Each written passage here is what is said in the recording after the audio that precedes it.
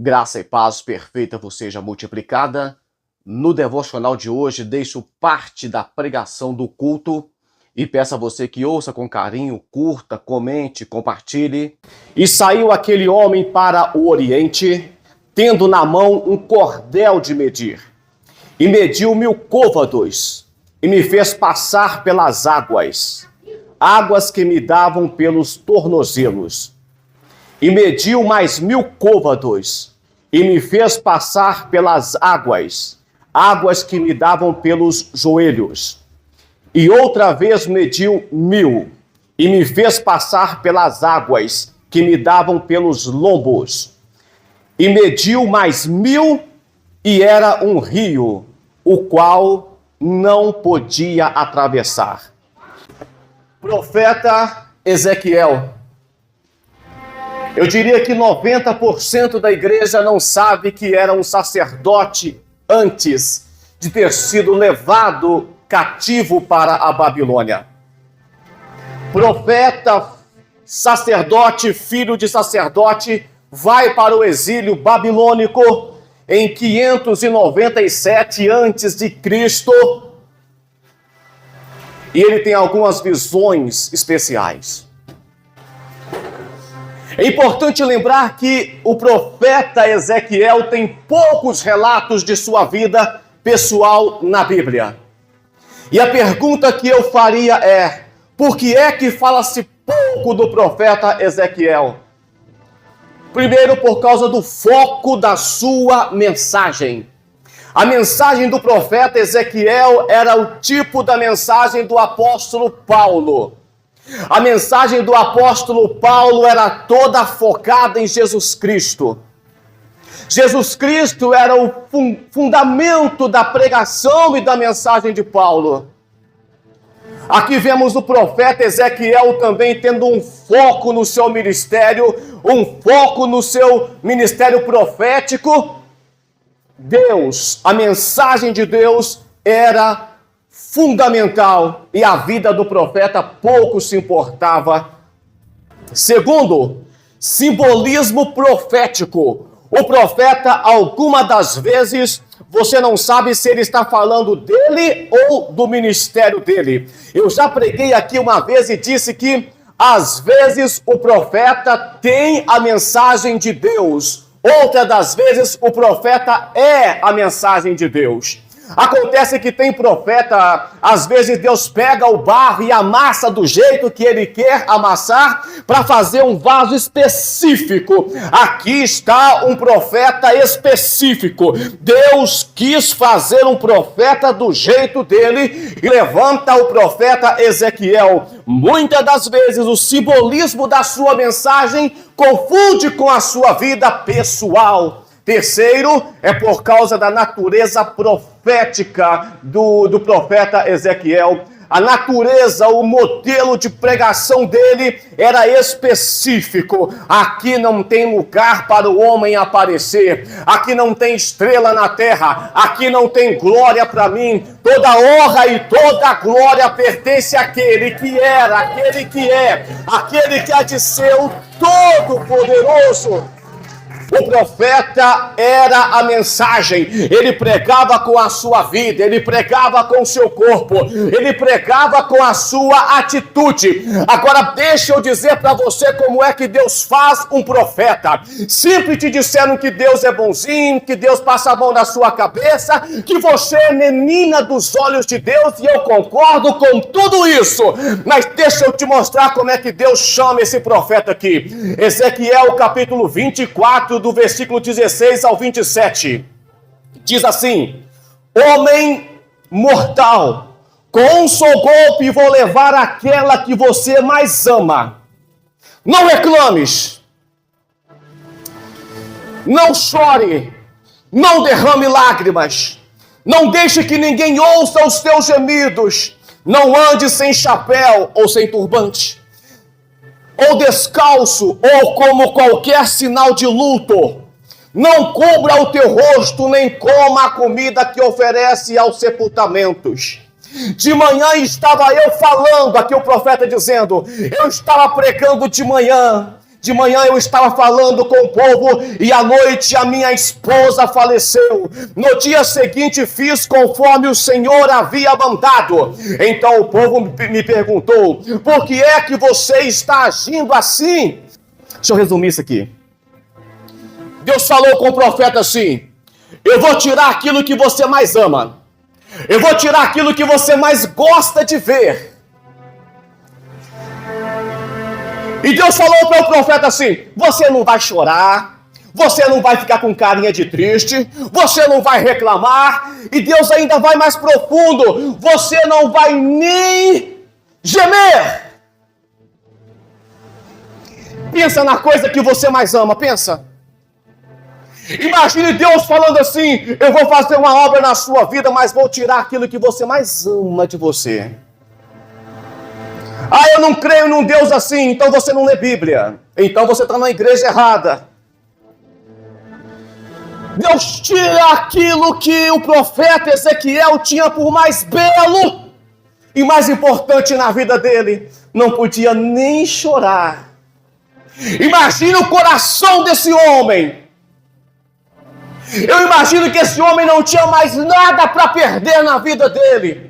A pior coisa que tem, o maior perigo que tem é você lidar com uma pessoa que não tem nada para perder. O dia que você estiver contendendo com alguém e a pessoa fala para você assim: eu não tenho nada para perder, cuidado. Quem não tem nada para perder é uma pessoa que está disposta a dar a sua vida por qualquer coisa.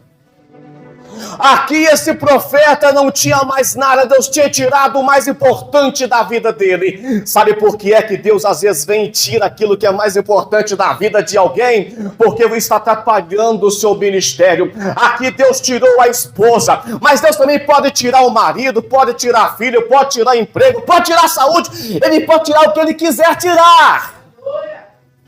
E não vem com teologia barata para cima de mim não, porque é só ler a palavra de Deus, está escrito. Aí você me pergunta assim: ah, mas Deus não foi justo. Por que Deus não foi justo?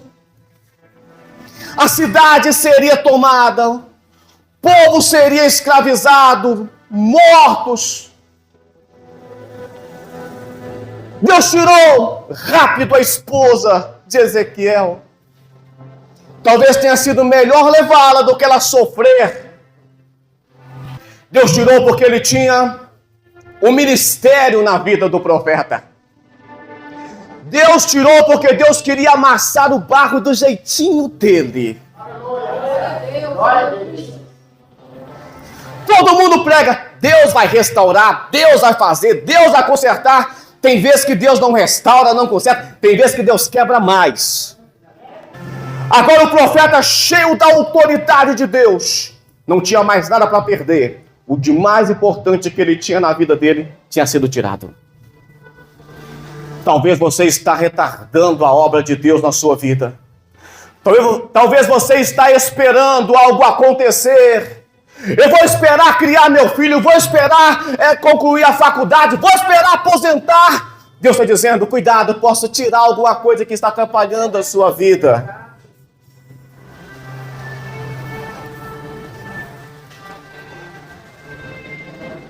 Agora vocês entendem um pouquinho da vida do profeta Ezequiel. Vamos entrar na mensagem aqui agora. Diz a Bíblia que um anjo ou Espírito de Deus leva Ezequiel. Só para entender como é que era no tabernáculo, eu já preguei aqui sobre uma bacia de bronze que ficava, ou de cobre que ficava na entrada do templo. A primeira coisa que se encontrava quando entrava no templo era o altar do sacrifício. Tinha o altar do sacrifício. Depois do altar do sacrifício, você encontraria uma pia para se purificar e lavar as mãos. Depois você adentrava dentro do tabernáculo. Agora Deus na visão do profeta Ezequiel, ele faz daquela bacia de água pequena que tinha lá no tabernáculo de Moisés, e ele vê uma visão de um rio saindo, o rio ia saindo, mas o que me impressiona aqui é que vai com o cordel de medir. Eu li para vocês que depois que ele mediu 1000 côvados, côvados é mais ou menos do cotovelo às pontas dos dedos, mais ou menos, então dá mais ou menos 50 centímetros, um côvado, vai medindo, quando deu 1000 côvados, então algumas traduções diz que o anjo de Deus fala para ele assim, entra e mede. Ele entrou e olhou, molhei os calcanhares, molhou o calcanhar, molhou só o pé.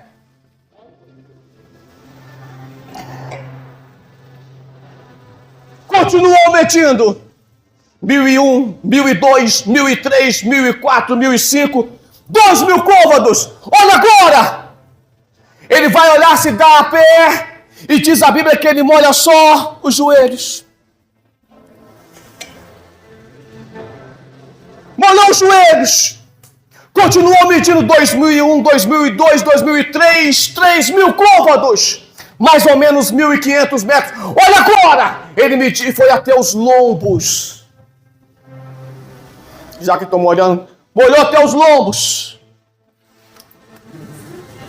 Molhou! Mediu mais! O profeta diz, agora não dá para ir mais, tem que ir nadando. Era melhor voltar. Primeira coisa que eu quero que você entenda aqui. Isso aqui é a vida espiritual da igreja. Tem crente que molha só o pezinho. Sabe aquelas pessoas que vai na praia, eu quero conhecer o mar. Chega lá no mar, ele tira o chinelo, vai lá, coloca o pezinho na água ali, e chega lá com o pezinho na água, molha o pezinho assim, e voltou, já conheci o mar. Mas o que eu acho mais impressionante é que a primeira medição as águas estavam nos tornozelos. Tornozelos.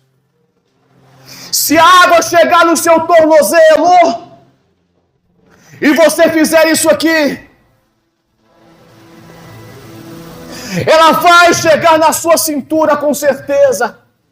Se você prostrar com o rosto em pó, no pó, com certeza você será banhado por uma água, ainda que ela esteja só nos tornozelos.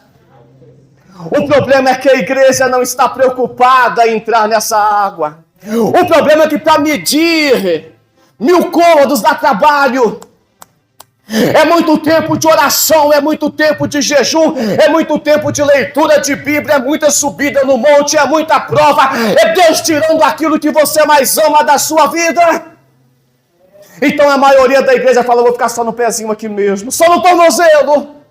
Não quero molhar mais do que o tornozelo. Nós vivemos uma época em que igreja que não conhece Deus, igreja que não conhece Bíblia, igreja que não sabe o que é cristianismo, igreja que não sabe nem o que significa a palavra igreja.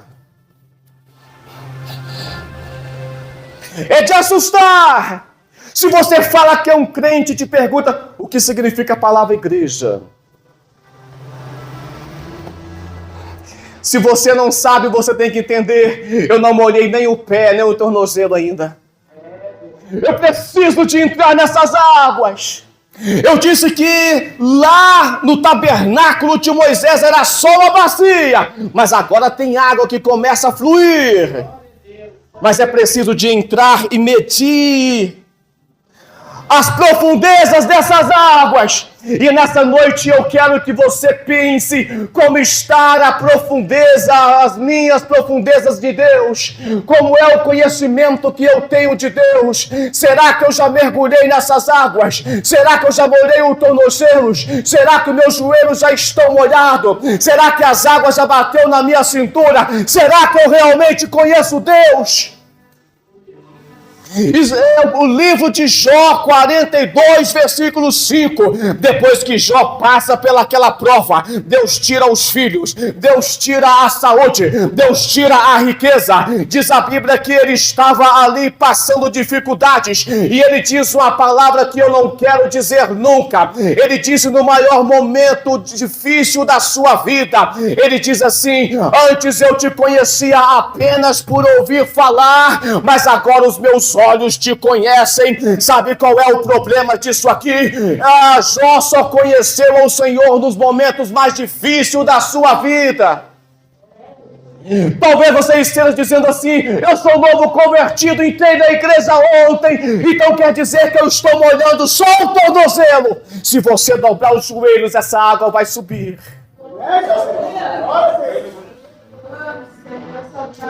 Precisamos de medir. Mede-se 1000 côvados, mais ou menos 500 metros. Mais precisamente 440 metros. Eu sempre prego gematria, mas hoje vamos pular essa parte. Vamos arredondar para 0,5 quilômetros, medindo de cotovelo a cotovelo. Não é fácil, é um trabalho difícil. Aqui eu observo algum tipo de crente. Eu já preguei aqui sobre as 4 ofertas que fazia ao Senhor. A primeira oferta era uma oferta de pombo ou de rolinha. Quem lembra da segunda? A segunda oferta era uma oferta de cabrito. A terceira oferta era uma oferta de ovelha. E a quarta oferta era uma oferta de boi. É claro que a pessoa ofertava de acordo com as condições financeiras que tinha. Porém, a oferta do homem mostrava a intimidade que ele tinha com Deus. Crente que oferta, eu não estou falando de dinheiro aqui. Vou repetir. Eu não estou falando de dinheiro. Crente que oferta pombo ou rolinhas é um tipo de crente que sabe que Deus é do céu, que ele veio e tal. É um crente que tem uma fé superficial. Crente que oferta um cabrito é aquele crente que já entende um pouquinho mais, que já sabe o valor do evangelho, que já molhou os joelhos no rio de Ezequiel. Crente que oferta um cordeiro, esse aí já está molhando os lombos, porque ele sabe que Jesus é o Cordeiro de Deus que tira o pecado do mundo, e isso é a coisa mais importante que um pregador pode falar na igreja. E aquele que oferta um boi, do boi tudo se aproveita, o esterco se aproveita para colocar na horta, o couro se aproveita para fazer roupa, o chifre se aproveita para fazer o chofar, a carne, tudo se aproveita do boi, nada se joga fora. Esse crente aí é um crente que já mergulhou nos rios de Deus. Levanta sua mão para o céu e diz assim: Senhor Deus, eu quero oferecer o boi. Senhor Deus, eu quero mergulhar nos seus rios. Adore o nome do Senhor.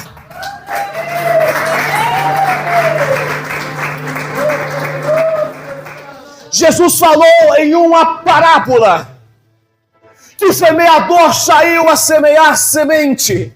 E semente caiu à beira do caminho. Essa aí veio as aves do céu e comeu. A outra semente caiu no meio das pedras. Essa aí começou a crescer um pouquinho, mas morreu porque não tinha profundidade. A terceira semente caiu no meio dos espinhos. Ela começou a crescer e até vingou, mas ficou sufocada pelos espinhos. A quarta semente caiu em terra boa e produziu frutos para as outras que não reproduziram. Olha só uma coisinha para você aqui. A semente que cai à beira do caminho é aquele que oferece um pombo para Deus. É aquele crente que tem uma fé superficial. Ele entra na igreja, a pregação entra no ouvido e sai no outro. Ele não está preocupado em aprofundar nos mistérios de Deus. A segunda semente que cai em uma terra terra com pedregulhos, com pedregais. Esse crente começa a crescer, mas ele não quer se aprofundar, não quer deixar a água aí no joelho, na cintura, nos lombos. Ele começa ali a morrer com o tempo. O terceiro tipo de crente é aquele crente que ele até começa a crescer, mas Jesus Cristo disse que as coisas desse mundo, a preocupação com os bens financeiros, a preocupação com o corpo físico, a preocupação com os custos e coisas desse mundo sufocam esse crente e ele nunca produz. Está cheio de pessoas que tinham tudo para produzir, mas está sufocada com as coisas desse mundo, nunca tem tempo para Deus. E a quarta semente é aquele que oferece um boi para Deus, é aquele que mergulha nos rios de Deus, é aquele que produz frutos digno de arrependimento. Eu quero que nessa noite você comece a entender, Deus, eu quero ofertar o boi. Deus, eu quero mergulhar nos seus rios. Deus, o meu coração tem que ser uma terra fértil para que a palavra do Senhor produza frutos. Mudança de mente, mudança de comportamento para a honra e para a glória do teu santo e bendito nome. E agora talvez você esteja perguntando para mim assim, qual que é a importância disso? Porque as pessoas só trabalham quando tem alguma motivação. Eu sou pedagogo também. As pessoas só aprendem alguma coisa quando tem alguma motivação. Se você precisa, se tratando de criança, nós chamamos de lúdico. Aprende com a ludicidade, com a brincadeira, não é? A mãozinha direita, a mãozinha esquerda, colocar a mão no joelho, a mão na cabeça, é para a criança entendendo o que é cabeça, o que é joelho, e é assim que vai aprendendo as coisas. Precisa de uma motivação, e infelizmente a motivação da igreja que não mergulha nos rios profundos de Deus é uma motivação, o que é que eu vou ganhar com isso? Resultado, versículo 7, eu vou ler para você. E tendo eu voltado, eis que à margem do rio havia grande abundância de árvore, de um lado e de outro. Lá na frente vai dizer que as árvores eram frutíferas e produziam frutos. Aqui, quando o rio de Deus passa, ele muda o cenário. Ele muda a vegetação. Onde era um deserto, árido, rachado, seco, feio, começa a nascer flores, começa a nascer frutos. É por isso que você olha para algum crente na igreja e você vê ele cheio de frutos, cheio de flores, tem beleza de Deus, tem um som do Espírito Santo, porque o rio de Deus está passando na vida dele.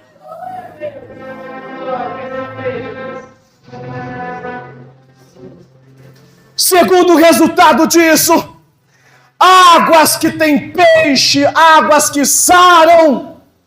Água na Bíblia é sempre símbolo do Espírito Santo de Deus. Essas águas trazem vida. Por isso há entre vós muitos fracos, doentes e muitos que dormem. Dormir é morrer espiritualmente. Porque o rio de Deus não está passando na sua vida. Quarto, no versículo 9, tinha peixes no rio. É por isso que hoje a igreja não é algo mais interessante. É por isso que os jovens estão fugindo da igreja. É por isso que nossos filhos, quando era criança, a gente brincava, pegava qualquer pedacinho de papel, enrolava um pedacinho de madeira e ficava brincando de pregar a palavra, fazia de conta que era o pregador, dava pulo e até língua estranha falava, imitando os pregadores. Hoje a criança não imita mais pregador porque a loucura do evangelho não está mais na igreja, porque não é mais importante, porque não temos mais palavra de Deus. Porque ninguém mergulha no rio. Se continuar do jeito que estamos daqui a 50 anos, as igrejas estarão fechadas. Porque eu estarei morto se Jesus não voltar até lá. Quem vai ser a próxima geração que vai pregar o evangelho? Cadê os jovens da igreja? Cadê os adolescentes? Cadê as crianças?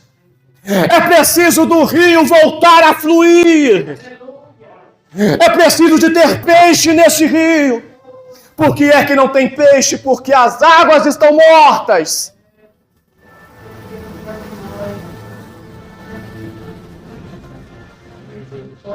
Estou falando de coisas boas aqui, vamos lá.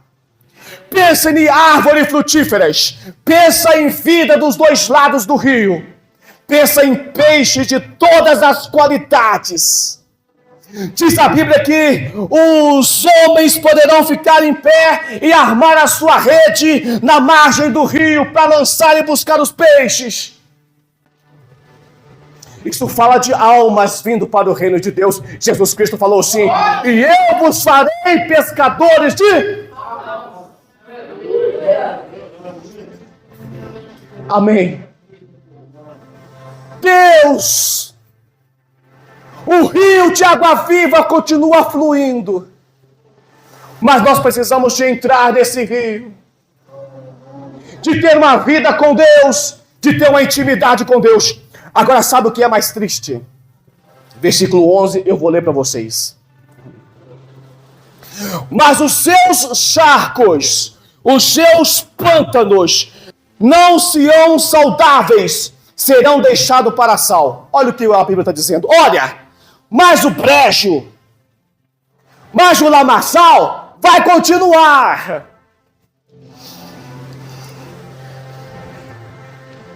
Eu sei a importância de um brejo, de um lamaçal, de uma água barrenta. Eu sei a importância de uma água que tem sal para tirar ali os nutrientes. O problema é que enquanto um rio flui e dá vidas, o charco continua lá. E eu não vou nem pegar pesado hoje, porque o pastor Carlos não está aqui. Mas a pergunta que eu quero te fazer, Jesus falou assim, olha, quem crer em mim, como diz as Escrituras, quem sabe o resto?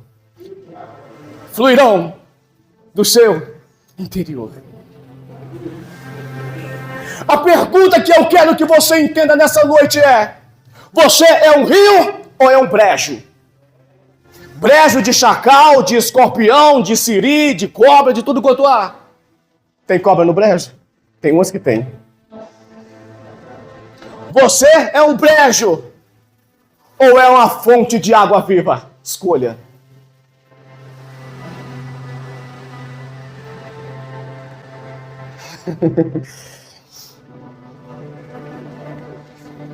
Não adianta olhar para mim com carinha triste. O rio está fluindo, deixa ele passar na sua vida. Eu preguei aqui esses dias sobre os rios que saíam do Éden. Os rios de Deus. Rio forte, rio fluido. É preciso de voltar a fluir em nossa vida o Espírito Santo de Deus.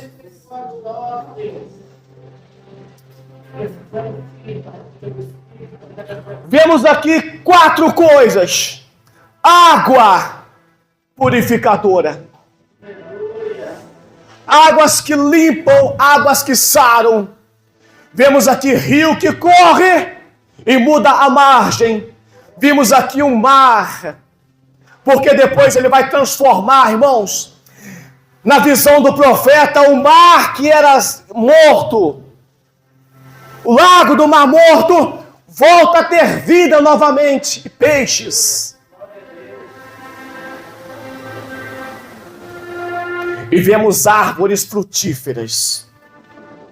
E eu quero ler Apocalipse capítulo 22, versículo 1, diz assim: e o anjo também me mostrou o rio da água da vida, brilhante como cristal, que sai do trono de Deus e do Cordeiro, o que passa no meio da rua principal da cidade. Em cada lado do rio está a árvore da vida, que dá 12 frutos por ano, um fruto em cada mês, e as suas folhas servem para curar as nações. Não haverá na cidade nada que esteja debaixo de maldição. O trono de Deus e do Cordeiro estará na cidade, e os seus santos os adorarão. Fique de pé, você que pode. Choramos, Senhor. Glória a Deus. Aleluia. Glória a Deus. Coloca a mão aqui no rumo do seu coração.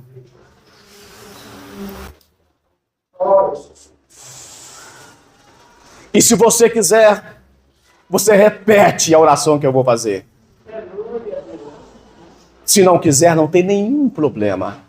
Ninguém é obrigado a aceitar Jesus, ninguém é obrigado a dar glória a Deus, ninguém é obrigado a fazer nada.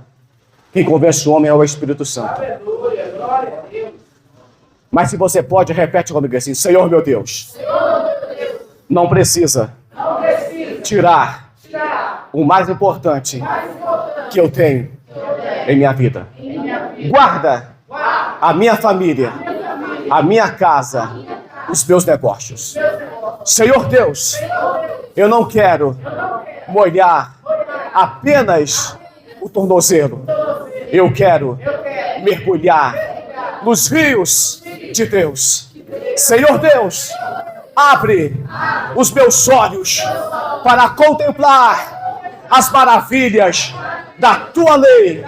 Senhor Deus, eu não quero ser um brejo, eu preciso ser uma fonte de águas vivas. Até amanhã com mais um devocional, se o Senhor assim o permitir.